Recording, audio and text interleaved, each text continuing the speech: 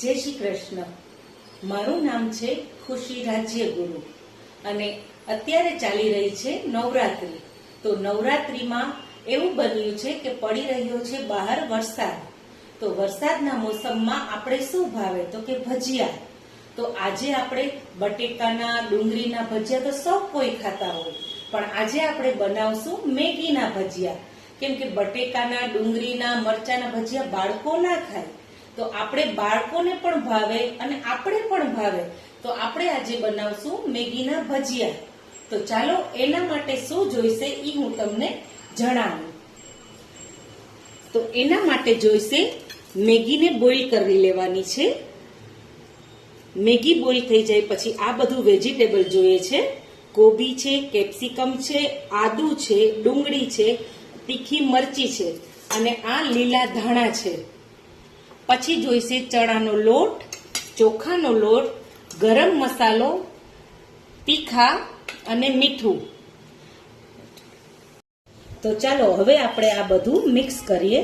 તો આપણે પહેલા ઉમેરીશું મેગી.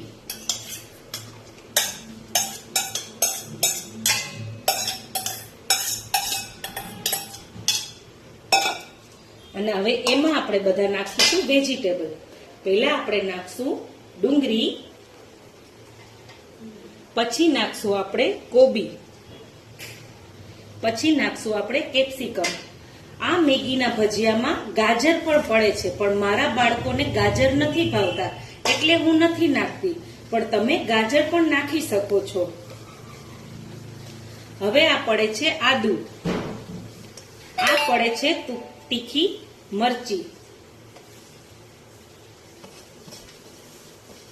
આપણે આ બધું ઉમેરી લીધું છે.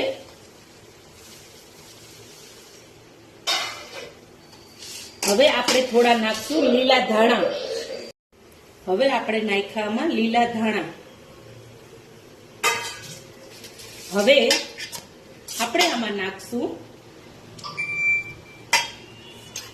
બાઇન્ડિંગ માટે થોડો ચણાનો લોટ.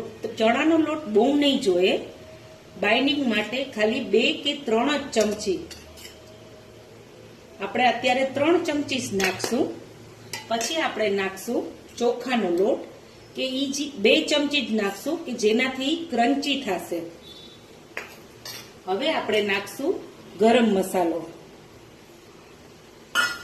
હવે આપણે થોડા તીખા નાખશું, કેમ કે મારા બાળકોને તીખું બહુ ભાવે છે, તો આપણે થોડુંક તીખું નાખશું.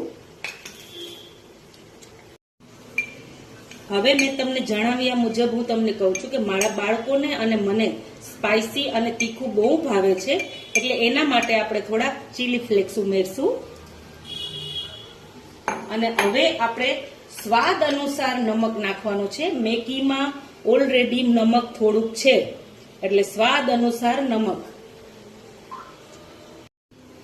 હવે ઉમેરશું આપણે થોડી હળદર, ચપટી 1 હળદર નાખશું અને થોડી હિંગ નાખશું. હવે આપણે આ બધું બાઇન્ડિંગને મિક્સ કરવાનું છે.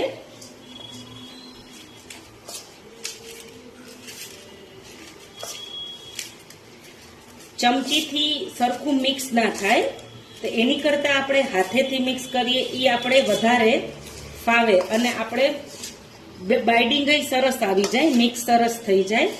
તો આપણે હાથેથી હવે કરશું.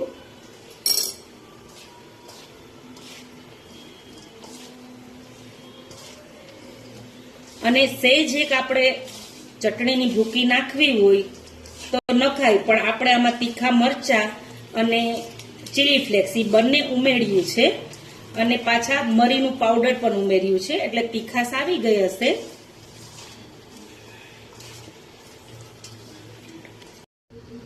હવે આ બધું મિક્સ થઈ ગયું છે. તો હવે આપણે ગેસ તો મેં પહેલેથી જ્યારે બધું મિક્સ કરતી હતી ત્યારે જ ચાલુ કરી દીધો હતો.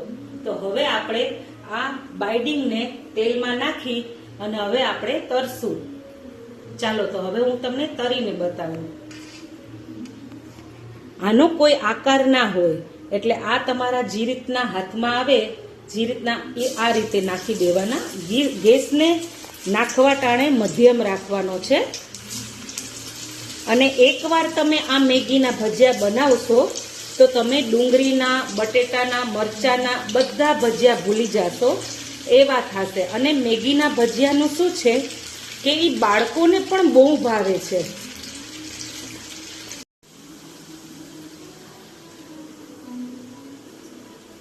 આપણે આ મેગીના ભજીયા બનાવીએ છીએ એ એકદમ ટેસ્ટી બને છે, જે બાળકોને બહુ ભાવે છે. એટલે ભજીયા જેના બાળકો ના ખાતા હોય એની મમ્મી મેગીના ભજીયા બનાવશે તો એ ચોક્કસ ખાશે.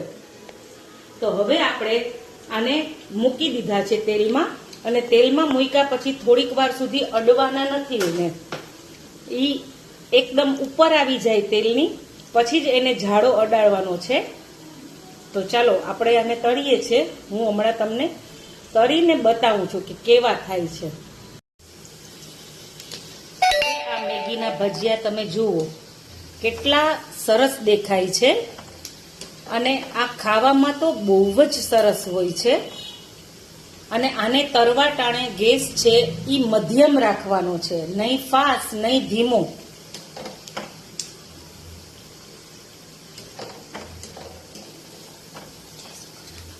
જોઈ શકો છો આ કેવા ફાઇન તરાડા છે.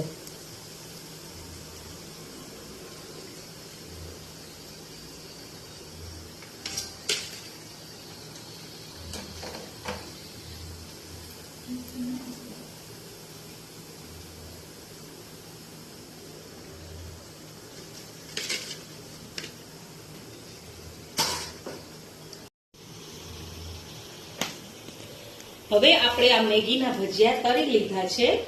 તો હવે હું તમને આની ચટણી સાથે સર્વ કરીને બતાવું છું. ભજીયા બનીને રેડી થઈ ગયા છે. તો જુઓ એકદમ ક્રન્ચી અને એટલા ટેસ્ટી છે. આ ટેસ્ટ કરીને મારી નાની ડોટર બતાવશે તમને કે કેવા બન્યા છે. આ ચટણી છે જે ટમેટા અને ગોળ લસણની બને છે, અને આ સ્પાઇસી ચટણી છે જે લાલ મરચાની બને છે સૂકા. તમારે ચટણીની રેસીપી જોતા હોય તો મને કમેન્ટ કરીને કહેજો.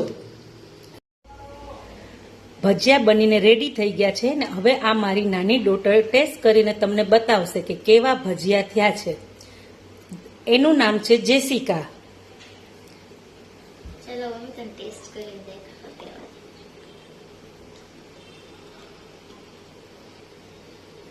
વાવ, આ તો બહુ ડિલિશિયસ છે.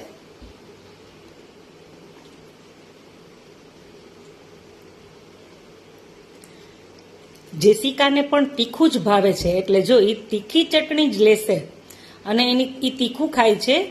અને એની મમ્મી ઉપર જ ગઈ છે. તીખું તીખું ભાવે છે એને બહુ જ. વાવ મમ્મી, આ તો બહુ ટેસ્ટી બન્યા છે. મને તારી બધી આઈટમ્સ બહુ ભાવે, પણ આ તો મને બહુ ભાવ્યા. મન થાય છે કે આ રોજ ખાવ.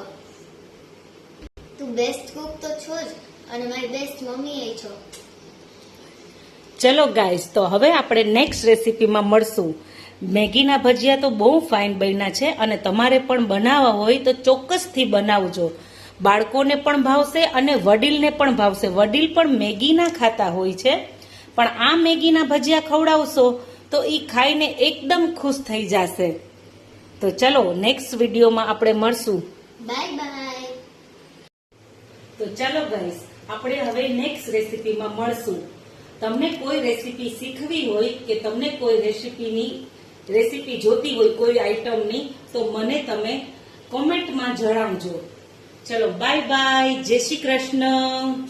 જય શ્રી કૃષ્ણ બધાને મારા.